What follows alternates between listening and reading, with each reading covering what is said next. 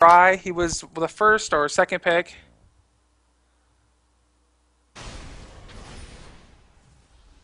So I'm going to check stream to see where we are in terms of loading that game, and it looks like we have loaded in here. Looks like we've got a pretty even game here. Blue team with a slight advantage. 6-6 in terms of kills. It looks like in terms of farm. No real massive advantage. Looks like this is the first turret of the game. Going to go down for the blue team. And format actually, has a kill on Urgot, but Urgot having the greater farm. So I like this play here. X-Ray, also known as Kaoxy, was going to be a captain for us in Judgment. Judgment 6. Actually, was going to be a captain in Judgment 5. Had to swap to Thursday. Was going to be a captain, and then I want to say that something called and he couldn't make the draft, so he opted to not be a captain and ended up playing for Team Dark Terrors. And looks like he's doing a pretty good job. And Winster playing Skarner 2-1. Looking like Leona doing that typical support role. Soraka combined CS of supports 3. Not bad, not a flawless game. A flawless game as a support is 0 CS. Trying to see if there's any big major advantage. And I want to say that right now it'd probably be in mid. Looks like Rise is 2-0 and about 30 CS over Ari, who's 0-3. So unfortunately for Ari, that's not working out. And then it looks like in the terms of the bot lane, both bot lane carries with about 146 CS and 2 kills each. But EPOM almost getting caught out of position. The ult's gonna go down here on Sanctified. Nice ult by Skarner. Really easy to do when their support Soraka. You just press R and drag them into your own team. That's gonna pretty much even up the gold here. Captain for the blue team, Xaioli on Nautilus, and it looks like he is working with his vice captain here, Format, and looks like they're trying to camp top somewhat. I want to say if there was a dragon in this, it probably went to the blue team. But this turret's going to go down here, or at least they think it's going to go down.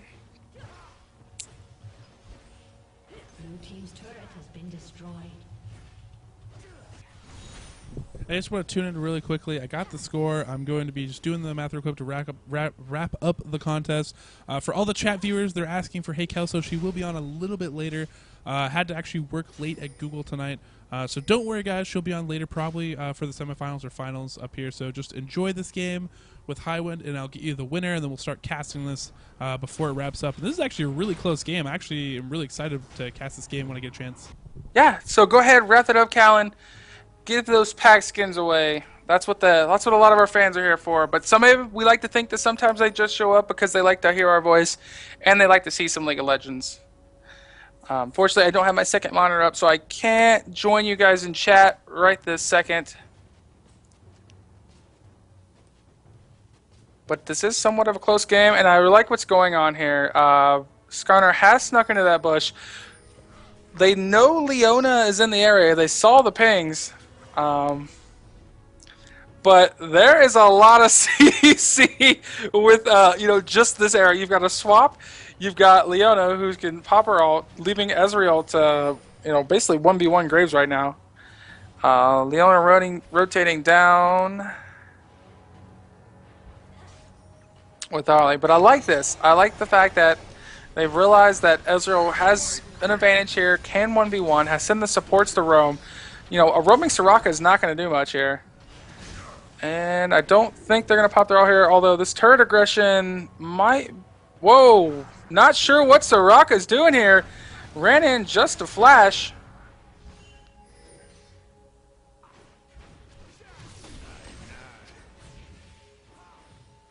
But right now, Dark Terrors versus EPOM in the bot lane. Taking a look, Skarner's ult is down, does have flash up, so in about 30 seconds, 45 seconds, we'll probably see Skarner make another appearance. For those who don't know much about Skarner's mechanics, his passive says basically energized, which means every time he makes an auto attack, it lowers all of his cooldowns by 0.5 seconds. So that's what makes Skarner so good. And like solo queue, for example, is that he's got a pretty decent clear time, doesn't need wriggles, to farm the jungle well, and what he can do is he can show up in a lane, make an amazing level 6 gank or any gank with his ultimate, run back into the jungle, auto attack a bunch of creeps, and then show up again at a different lane with his ult. Whereas like Warwick, who does have a decent cooldown on his ult, doesn't have like that same level of suppress where it's like Warwick jumps in, he's in your face. But with Skarner, you can actually suppress them and move them into a different position.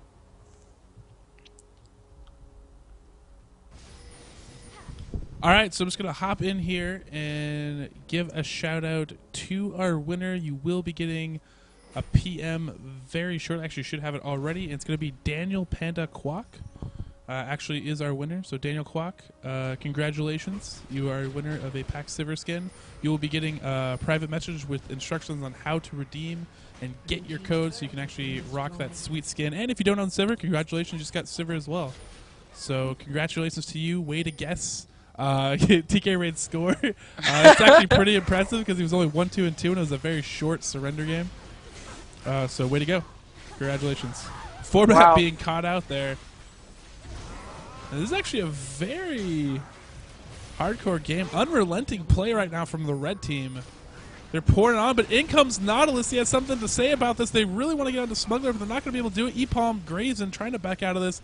And I kind of feel like it's a little bit of deja vu. We have some of the same characters in the game, at least for the Graves-Soraka combination. But DarkterrorZ on that Ezreal, that's actually pretty cool. I'd actually like to see more Ezreal. I'm really excited from that Pulsefire Ezreal skin comes out because that's just way too much fun to watch. I actually was able to catch it at my friend's house the other night when he showed it to me on the PvE. Public Best? Yeah. Oh, wow. So I actually really, really cool skin. And the voiceovers are amazing. And I'm sure everybody's going to probably own that skin, and Riot's going to make a lot of money, and then be able to provide us with more stable servers and better services. Hey, for those that had who participated in Judgment 5 and today's Judgment 6, to my knowledge, there hasn't been a login queue. I know going into this event, that was a question as to like, hey, what if I have to show, if I don't get off work until 5:30, I got to get home and then maybe be on my line by 6. But thankfully, login queues have been fixed to my knowledge. And also, quick report, it looks like Team XTY not doing so hot against Team GG Ice. Apparently there were 2 quadras and a pentakill in that match. Wow. So I'm hoping that was the match that was casted by Shiner CCC and Ryok. So I know I'll be watching for some highlights out of that match. Team GG Ice moving on. And do we know who they're going to face? Actually, I can probably update the brackets here for us on Battlefy.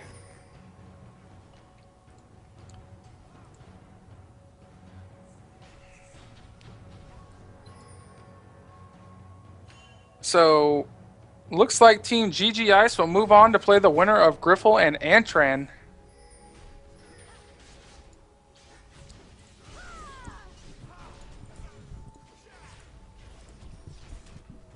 That's actually, I'm actually really interested in the Antran Griffle game to see how that plays out. Griffle, obviously, a stellar MVP of Judgment.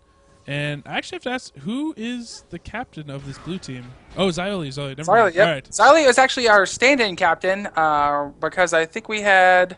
Kiaxi could not make it. Yeah, we had Kiaxi could not make it, and so Xaioli stepped up. It was like, hey, I'll be a captain. We're like, sweet! By the way, Kiaxi would have had first pick overall, but now it looks like he got to play on Team DarkterrorZ, so it's kind of like having a first pick. Yeah, I mean, yeah, exactly. And that's a good first pick because DarkterrorZ has been pretty successful in our Judgment events. The last one, not BC or Judgment 5, but the previous one, Judgment 4, actually, he actually got knocked out in the first round by XTY, believe it or not. So unfortunately, XTY getting knocked out first round this time. But it looks like he has a pretty good team here, and he might be trying to make a comeback. But this game is super even. I mean, this is a really great game as we're closing in on the 26-minute mark here, heading up towards that 27-minute mark. Urgot just building tanky and armor penetration right now. Looks like he's rushing a last whisper. Yeah, I mean, you know, we're about 26 minutes into the game. Not a whole lot of action in terms of, ooh, that's one way to get away from. Yeah, that's one of the safest ways actually to get away. I was like, what are you doing, Ezreal? You're running into your team. Oh, never mind, you're Ezreal. Yeah. You just Essence Flux, yo. Ooh, that was pretty good. Are you going to be doing some tryouts for voice Ezreal? casting? Yeah. Yeah. I'm gonna be on all the skins. You belong in a museum. I'm not trying. I'm just quoting. Let's be real fans. Yeah, and Dexter right now. I'm looking at the gold numbers right now. Not Dexter, DarkterrorZ, who looks like he's doing a stellar job at 80 here. Over 9K gold. Like that's over pretty. 9,000. Yeah, he's over 9,000. There's no enemies over 9,000 right now, so he feels pretty good about this. He's already practicing. Like I'm just hammering that Tom button, right? Like yeah, exactly. Oh man, every game is gonna have a Pulse Fire Ezreal. Like, do they have even an announcement date for that? No, they don't. But I'm pretty sure that everybody's going to buy that skin. Because the thing is, like, I think it's brilliant market strategy. But besides that, we have a great game going on right here. We talk about that later. The red team just trying to poke down here. This is one of those, like, my favorite moments in League of Legends where both teams are like, we don't really know what objective we're going to go for, but we're just kind of, we're just kind of feeling this out. We're just going to poke at each other in mid lane for a while. It's like, we're going to play some Aram for a bit. Yeah, I think I was double checking chat. I don't see anywhere where I said, "Hey guys, who wants to switch it up and play some Aram?" But in this situation, if this was an Aram game, I'd have to give it to the red team. They have a lot of really good long range poke. I don't know, man. Blue team's got Soraka. Heals and Aram OP. Yeah, heals are pretty OP. Actually, I take that back. It's actually kind of something interesting to point, though. If red team actually does want to poke in here, they have to go against the Soraka, who's going to heal a lot of that poke damage. So it might not be the best choice for them to just sit here and drag this out unless they feel like they can get the absolute best engagement ever, which they have the ults to actually make some really crazy good engagements. But Nautilus is already in there, and Skarner's actually going to grab Graves, but it might be too late. Graves doing a good job, EPOM doing a good job of trying to get out of this, and he's still alive. I can't believe he's even exhausted right now, and he's just face-checking this. EPOM might survive. No, Leona finally able to take him down, and now Urgot in a lot of trouble. He's out of mana. Looks like Xaioli actually dredge landing to an enemy creep to get closer. There's a flash by Rise. Instant blow up with a shackle there. Yeah, that was a really odd engage. I mean, you could tell based on what they were doing was they were trying to set up the Skarner ult. Yeah. But I feel like it didn't really work out in their favor, and I'm not quite sure. I feel like it was almost like tunnel vision from Skarner, where he's like, this is what I gotta do. I gotta grab Graves. I gotta grab Graves. And then it's like, he got so tunnel vision, he's like, all right, here's my chance, and didn't see the Nautilus zoning his team out, running past him. I think that's kind of more what happened. And then yeah, I mean, when and his the team thing finally was, committed, it wasn't a full team commit. It wasn't like the typical Skarner grabs someone out, and then you swap him and do all this cool stuff. It was more very disjointed. I mean, Graves didn't actually take the full ult from Leona. Exactly. Well, what I point out was that like they had the map advantage in terms of Skarner had an Oracle there, so like they could have easily split Skarner off to go grab different wards and just use the rest of their players to either push or like counter initiate. And Skarner has bought a new Oracle, so that's good for him. He did have an advantage in gold. If we take a look at it. Skarner sitting on about 7K gold, and Nautilus now about 7K gold. Both junglers with an Oracles. I mean, this is a pretty close game with both the kills sitting at 10. I feel like that engage didn't go so well from them, but they didn't get punished too bad. I mean, like 4 for 1, 4 for 1, and they lost Dragon and an Oracle.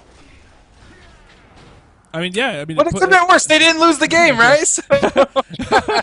I mean, it put them behind, but for the most part, I kind of agree. It's not the stage of the game where like they just would straight up lose the game or something for making a mistake like that. So those are actually kind of good in this format, because in this format, teams, especially the first round, they're kind of getting used to each other, kind of getting used to team fighting, engaging, communication, and all that stuff. And Xaioli might have, almost had a bead on Urgot there. That would have been clutch. But, they're kind of still just getting their feet wet, trying to get, used to each other. And a bad engagement like that would be like, okay, you know what, if this happens again, don't do this. Or they can actually, make some adjustments based on engagement.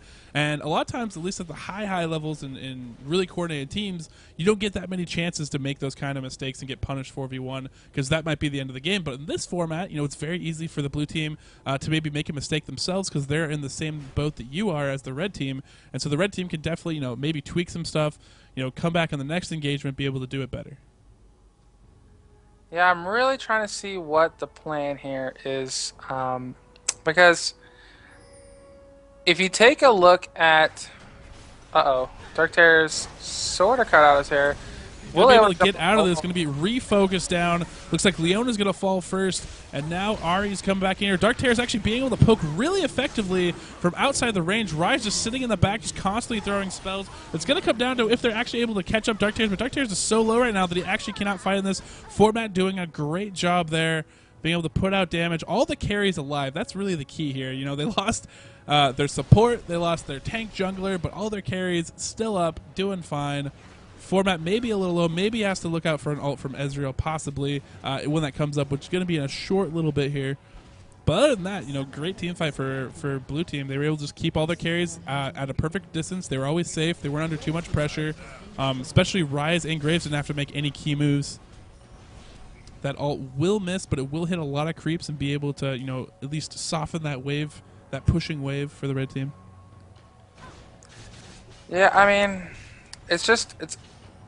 they're just some. I mean, these team fights are very. I feel like they're being forced, and they're not really working out in favor of the red team.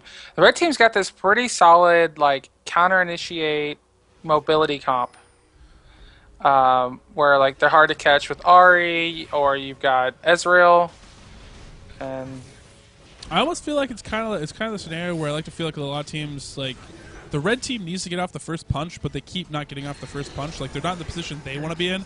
Like, if they just swap Nautilus right there, like, Nautilus is not the guy you want to swap. And now X-Ray is all in on the EPOM and getting blown up right here. The rest of the blue team just simply backing off like they should. Leona popping her ult to disengage.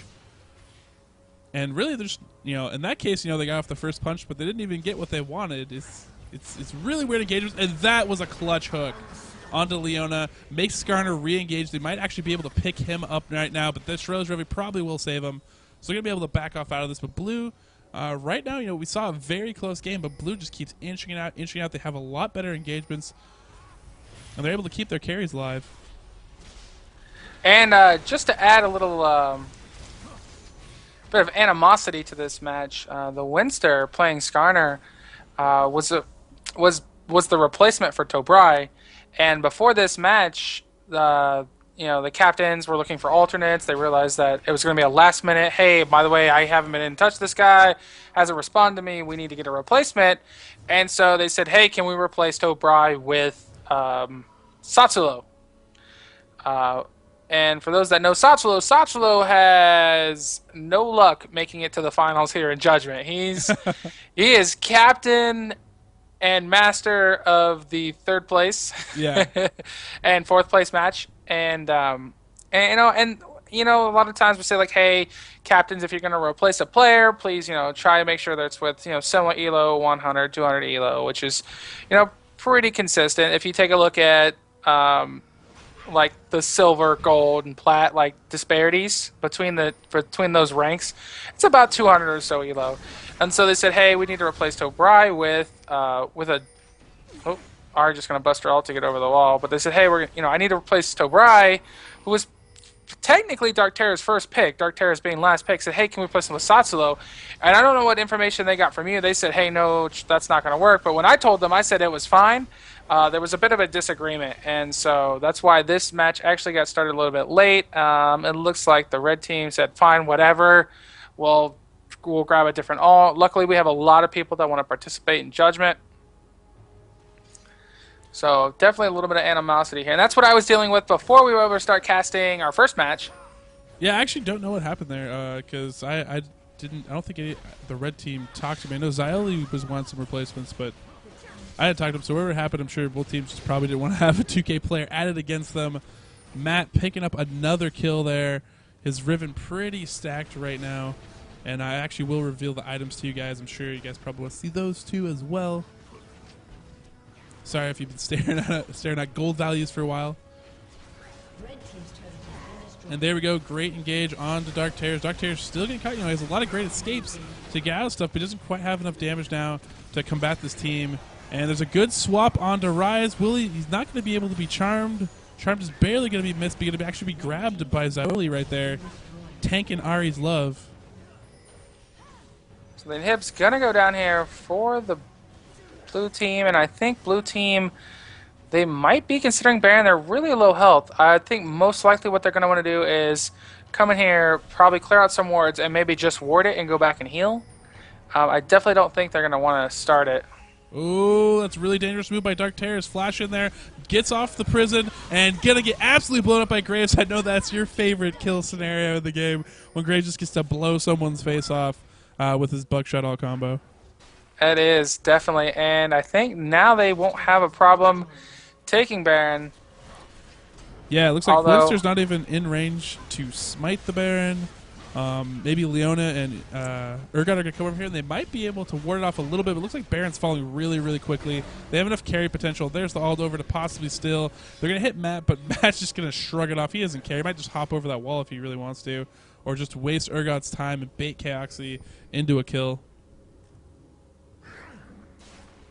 Taking a look at the Battlefy stats here. Looks like blue team just rotating top now, going to take a top turret, probably push home if they really want to. They just push that top lane.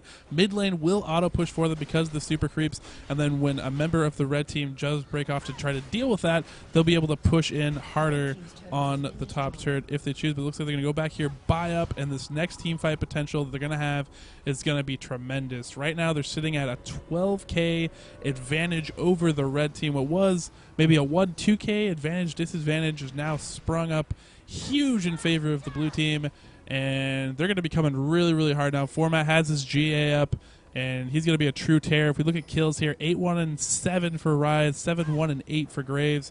And Matt, you know, not having a real terror of a game, the MVP game that we're used to, but he's really, really solid playing that top lane. And he's coming through big.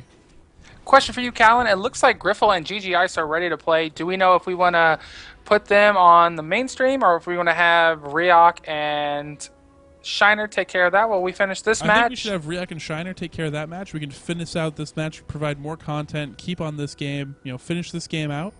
It looks like blue team's probably going to win, but then after this we can follow into the next game, so that seems fine to me.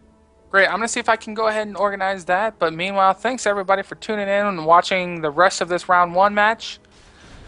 I'm going to go ahead and make sure that the other match gets started. So if you want to watch the match between GG Ice and Griffle, which I think will be a great match, it's kind of a rematch of our Judgment BC Finals.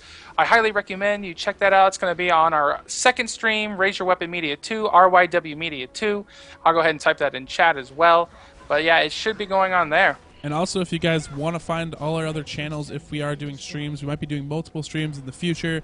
You can click the info button just below the video, and that actually will have links to all our streams right there that you can just quickly click. It'll open a new window actually for you, and you can watch even multiple games at the same time if you wanted. Be super nerd baller status.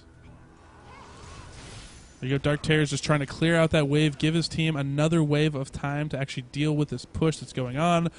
Again, blue auto pushing, and great QSS out of Skarner's ult. They did not expect that. They actually fully engaged. This is going to be really good for the blue team. They're putting tons of pressure on. All 5 members still up right now. Matt GAing as we speak. He's going to come back with about a ton of health, and this might be the end of the game. They're going to clear out this turret, clear out the next inhib, probably take the top turrets if they really want to drive it home and make sure, but they might be able to close it out right here. All we have left is Dark Terrors and Smugglers to try to stop this game from going out of control. Dark Terror's actually jumping back to the turret. Smuggler's been zoned out now. That turret is not safe, buddy. Sorry. Baron buffed up. Blue team too strong. And it looks like Team Xaioli going to take down Dark Terrors. Dark Terrors going out of the first round yet again. Wins 2 judgments. Gets knocked out early. But, great play by him. This was a very, very close game. Unfortunately, Blue team, they got a little bit of advantage. And they actually played very, very solid and were able to snowball it. So Blue team